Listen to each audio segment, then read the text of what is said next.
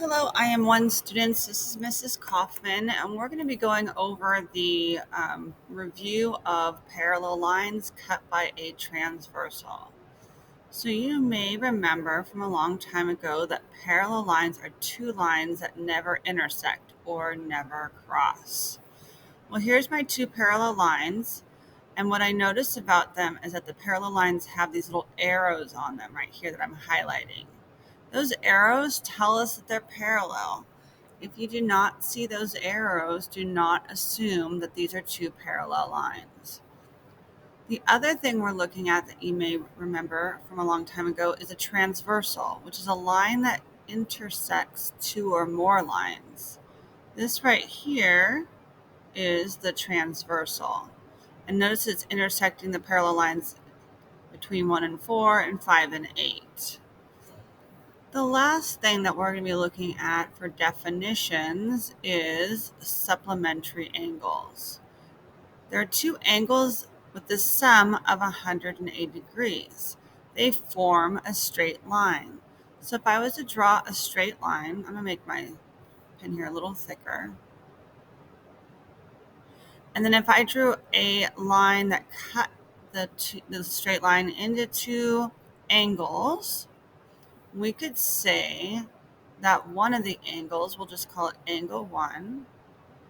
That's a little angle sign right there. And angle 2, if I add them together, they should equal 180 degrees. So let's use this information and this diagram to figure out how these angles 1, 2, 3, 4, 5, 6, 7, 8 relate to each other. So let's look at angle 2 right here. And I'm just going to tell you that angle 2 is 50 degrees. And that's just a number that I made up.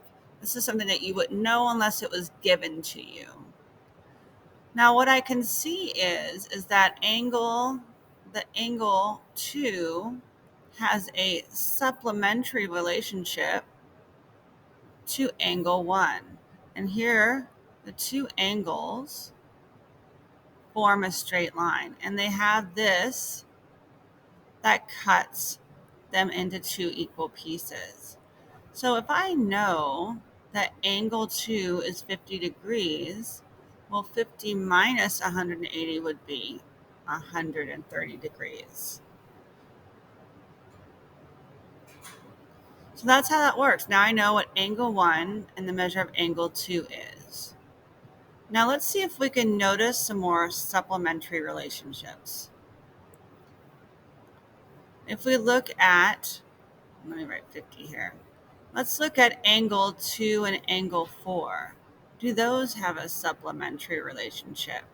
Meaning, do they form a straight line? Well, look at that. They do. And they have this line that cuts them into two equal pieces. So if angle 2 is 50 degrees, well, that means that angle 4 also has to be 130 degrees because 50 plus 130 is 180.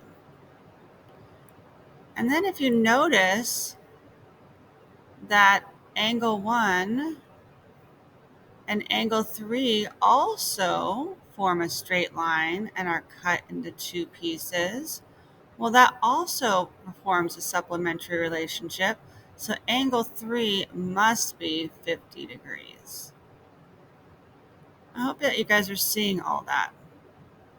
Okay, so now that we've seen all of our supplementary relationships here, and we notice that these two are add at 180, 3 and 4 add to 180, 2 and 4 add to 180, and 1 and 3 add to 180.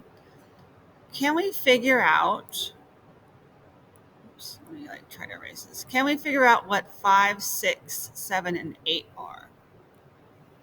Well, if I was to draw, that was just to highlight angle 2. And if I was to take this and move it down here, you would notice that angle 2 and angle 6 would, if I was to slide these to a rigid transformation and translate angle 2 onto angle 6, you would notice that this is also 50 degrees. Well, if I know angle 6 is 50 degrees, what does angle 5 have to be? 130. And if I notice that angle 5 is 130 and these two have a supplementary relationship, this should be 50. And angle 6 and angle 8 have a supplementary relationship, so this should be 130. So now, just knowing one of the angles, I was able to find out the rest of them. All right, let's move on to vertical angles. So let's look at what we notice about our diagram. And if you hopefully you see that what vertical means. Vertical means that they're across from each other. So let's look at this diagram right here.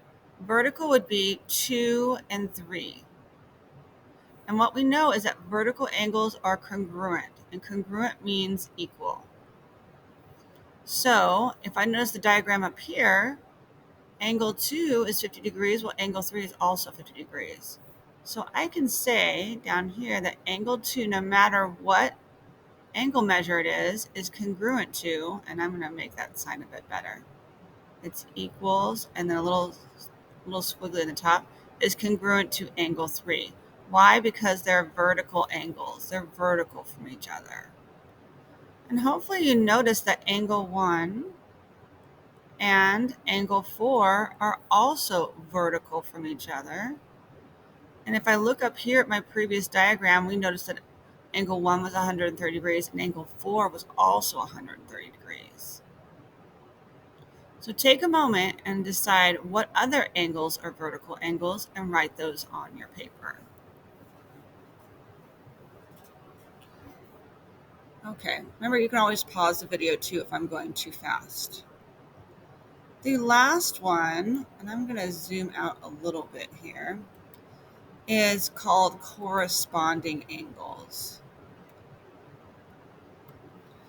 So corresponding angles are angles that where one is on the outside of the diagram of the parallel line, and one is on the inside. And they are also congruent, meaning that they're also equal. So corresponding angles will also be congruent. The corresponding angle is going to be angle 2, and I'm going to circle angle 2, and angle 6. And now remember from our diagram above, if I was to trace on patty paper angle 2 and translate it down to angle 6, they match completely. They have the same angle measure. So I can say that angle 2 is congruent to angle 6. Why? Because they actually match completely. They have the same angle measurement. And if we look at the diagram on top, you can see one is 50, the other one is also 50. Let's look at another pair of congruent or corresponding angles. How about 1 and 5? Well, if I look up at my diagram up on top, 1 was 130 degrees and 5 was 130 degrees. That means that they're equal. So 1 and 5 are also corresponding angles. Remember, corresponding angles, one's going to be on the outside of the parallel lines, one's going to be on the inside of the parallel lines. All right, 2 more angles we need to look at. Again, pause if you need to. So the next one is called alternate interior angles, and it's really important to understand what alternate means. Opposite sides of the transversal. So here's my transversal. Actually, I'm going to highlight it. Here's my transversal right here. And it has to be on opposite sides of the transversal. And interior means inside the parallel lines. So it has to be inside the parallel lines. Well, the only angles that are inside the parallel lines are 3 and 4 and 5 and 6. If you notice right here. So if they're opposite the transversal and inside the parallel lines, that means that 3 is congruent to 6.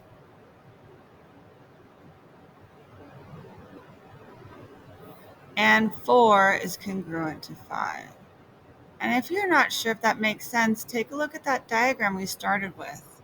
You should see that those are the congruent angles, and they're called alternate interior angles. All right, last one. We'll do this one in light blue.